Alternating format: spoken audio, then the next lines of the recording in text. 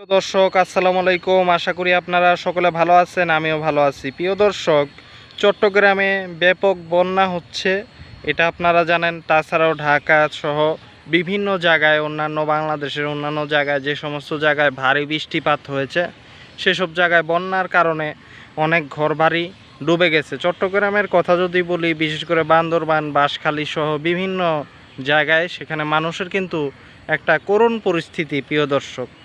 এবং আমি বলবো যে সরকার এবং দেশের জনগণকে অবশ্যই এই বিপদের পাশে দাঁড়াতে হবে, বিপদগ্রস্ত মানুষের পাশে। এটার কোনো বিকল্প নাই, এটা আমি ভিডিওর প্রথমেই বলে রাখছি প্রিয় দর্শক। বাকি এই যে এই বিপদগ্রস্ত মানুষগুলিকে অলরেডি দেখতে গেছেন আমাদের মাননীয় বিরোধী দলীয় নেতা এবং আমিরে জামাত ডাক্তার শফিকুর রহমান। তিনি চট্টগ্রামে ওপেন হার্ট সার্জারির একজন রোগী হওয়া সত্ত্বেও, 60 একজন বয়স্ক ব্যক্তি এবং একজন বয়োজ্যেষ্ঠ ব্যক্তি হওয়া সত্ত্বেও তিনি চট্টগ্রামে বিপদগ্রস্ত মানুষকে নিজ তাগিদে, নিজ তাগাজা থেকেই তিনি দেখতে গেছেন, কোনো ধরনের কোনো প্রোটোকল ছাড়াই, সাধারণ মানুষকে সাথে নিয়ে, সাধারণ নেতাকর্মীদের সাথে নিয়ে।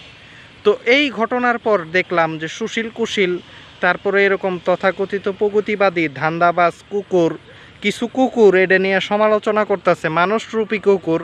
সমালোচনা যারা করে, এরা কোনো সমালোচনার কোনো লেভেল এরা রাখছে কিনা আপনারাই চিন্তা করেন।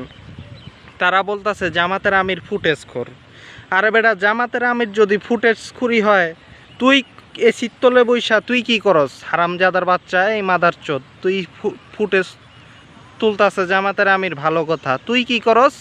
শুয়োরের বাচ্চা, এই চিত্তলে বৈশা বৈশা স্ট্যাটাস দেস ফেসবুকে জামাতের আমির ফুটেজ খুল। জামাতের আমির ফুটেজ খুইলা যদি একজন মানুষরে একটা প্যাকেট দেয়, বিপদগ্রস্ত একজন মানুষরে, তাহলে সেটা জামাতের আমিরের ধারা ওই একজন বিপদগ্রস্ত মানুষের উপকার হয়েছে। কিন্তু তোদের মতো ধান্দাবাজ কুকুর, এই সমস্ত তথাকথিত বুদ্ধি প্রতিবন্ধী আর ছাগল বট, বিএনপির এবং আওয়ামী লীগের এই সমস্ত জাওরা ফাওরা, তোদের ধারা মানুষের কি উপকার হয়েছে? কি উপকার হয়েছে? চট্টগ্রামে বন্যাটা শেষ হোক, তোরা হারামজাদারা ওইনে যাবি চাঁদা চাইতে, কই বলে চাঁদা দেও। হ্যাঁ, এই বিপদগ্রস্ত মানুষগুলির কাছেই তোরা চাঁদাবাজি করতে যাবি, হারামির বাচ্চারা। তোরা মানুষের কোন উপকারে লাগস? জামাতের আমির ফুটেজ, ঠিক আছে, ফুটেজ করছে জামাতের আমির, সেখানে ছবি তোলার জন্যই গেছে। কিন্তু জামাতের আমিরের ধারা ছবি তোলার পর আর কি হয়েছে? ওইনে মানুষের উপকার হয় নাই? একজন মানুষ তিনি বিপদগ্রস্ত, তারা জামাতের আমির টাকা দিছে, সহায়তা করছে, অর্থ সহায়তা। একজন মানুষের ঘরে খাওয়ান নাই, ওই বিপদগ্রস্ত পরিস্থিতিতে, জল সেখানে প্রচুর, পানি প্রচুর, তো ওইনে রান্না বান্নার কোনো ব্যবস্থা নেই। জামাতের আমির যদি এক প্যাকেট মুড়িও দিয়ে আসে ওইনে, তো মুড়ি খায় ওরা বাচ্চা থাকবো, এটা ওদের লাভ। ওরা বুঝে যে জামাতের আমির ওইনে ফুটেজ তুলতে গিয়ে কি করছে।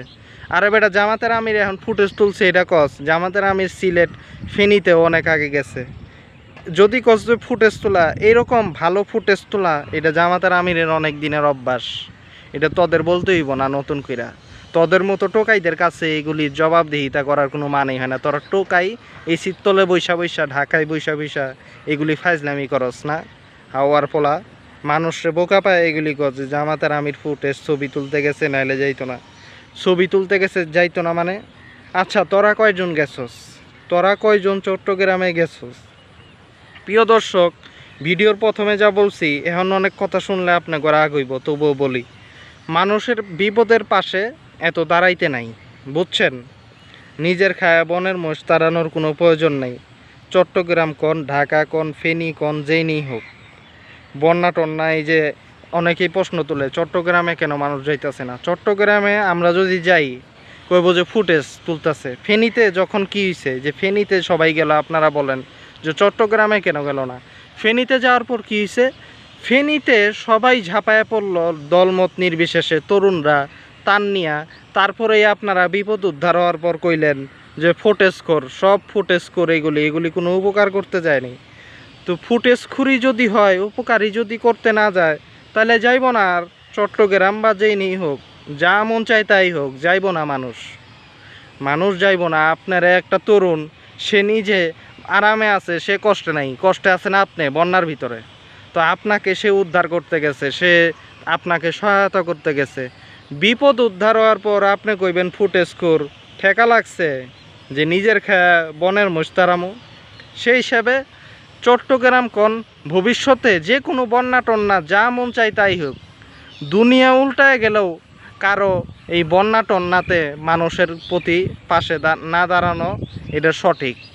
এখন আমি কইছি আগেই আমার গালিগালাজ করুক গা, যা মন চাই তাই করুক।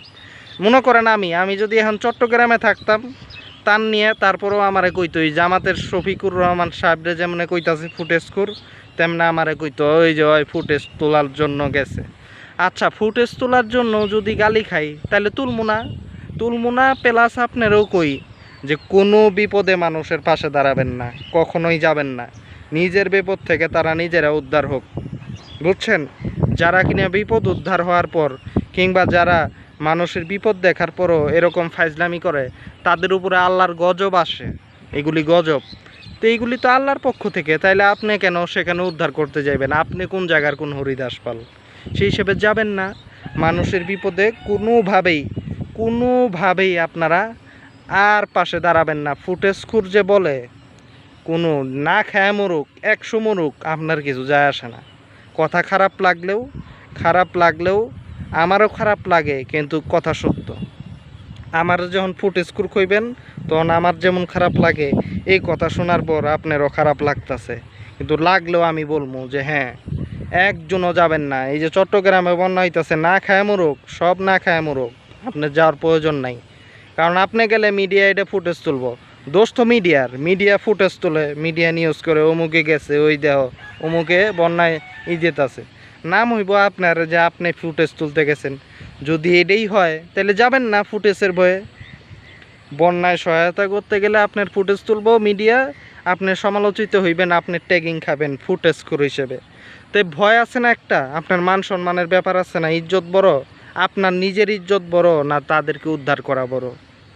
সেই হিসেবে কোনোভাবেই কোথাও, শুধু চট্টগ্রাম না, যে কোনো জায়গায় হোক, কোনো বন্যা কোনো কিছুতে যাবেন না। নিজে বাঁচলে বাপের নাম।